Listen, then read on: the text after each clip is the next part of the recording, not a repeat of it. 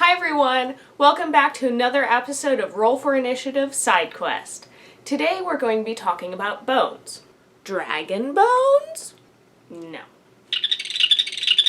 What do you get when you feed a tribble too much? Not that type of bones either. Today I want to talk about this kind of bones. Back in 2012, Reaper Miniatures started a Kickstarter campaign for Bones, which is a line of plastic miniatures that are more affordably priced than their pewter ones, but still have the high quality that you'd expect from Reaper Miniatures. This Kickstarter campaign was a huge success. Not only did they meet their goal, they met most of their stretch goals as well. Then in October of 2013, they launched another Kickstarter campaign for Bones 2. This was to expand the line, and their plan is to have a new expansion just about every single year. Ryan and I missed the Kickstarter campaign, but we did luck out. We went into our local gaming shop the first morning they had the Bones miniatures in stock. We went to get miniatures, and we were expecting to get regular pewter miniatures, and we were really excited to see that the Bones miniatures were there. We planned to really only get 3 or 4 of the pewter miniatures. We walked away with about 10 for the same price that we probably would have spent on the pewter miniatures. We also got this guy.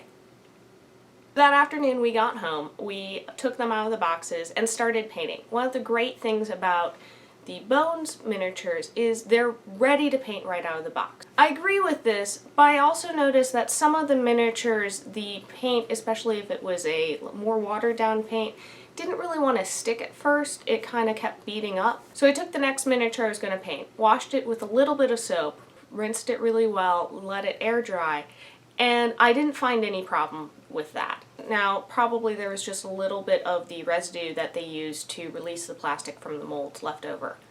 But if you're using really good quality paints, you're probably not going to run into the problem. The great thing is you get a really great quality in the plastic form. It's the same type of quality you would expect in their pewter miniatures. Because they are plastic, they aren't as heavy as pewter miniatures, which is great for your larger creatures. This massive guy is pretty lightweight. You could easily put a couple of minis into a box and take it with you, and it's not going to weigh you down. So that's great if you want to bring miniatures with you to a convention or just over to a friend's house, because even though the pewter miniatures are small, when you start putting a lot of them in a box, the weight adds up really quickly. Now the one downside is that the smaller miniatures, so like probably what you're going to be using for your NPCs and your PC characters, because they are plastic, they're lighter weight. They don't have that solidness that the pewter miniatures have. Usually this isn't a problem, but they're more likely to get knocked over by a rogue die. If somebody's leaning over the table, they might nudge them and move them a lot easier. I think these are really great for adding and expanding your miniature collection. You can get a lot of creatures, things like goblins, kobolds, orcs, things that you're going to run into, you might be running into a lot in a more high fantasy system. You can pick up quite a few for not that much, so you can really expand your collection. What we picked up was stuff for our Pathfinder campaign. So we picked up a couple of knights, a werewolf, an owlbear, a dragon, and Cthulhu, because why not Cthulhu? But the line also has other genres of miniatures. They have Western miniatures. They have space alien miniatures. I even saw a police call box and some angels with their hands above their face. So you Whovians out there who are looking for some miniatures for a campaign, they got you covered. Now I did notice that the plastic will bend over time if you put a lot of pressure on it, possibly if you expose it to heat, I'm not really sure. But our Cthulhu did take a topple off of the shelf.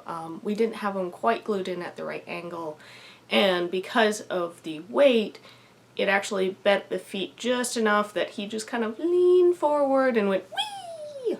One of the minis we picked up, when I got home I realized that the sword was slightly bent, and with pewter minis you can just kind of very gently adjust that and fix that up. I wasn't able to fix it with this, but it's not enough that it's bothersome. It's just something that I was a little OCD and looked at it and was like, it's not straight! I'm really excited to keep picking up Reaper Miniatures bones. Keep an eye on your local game store. You can also find them online.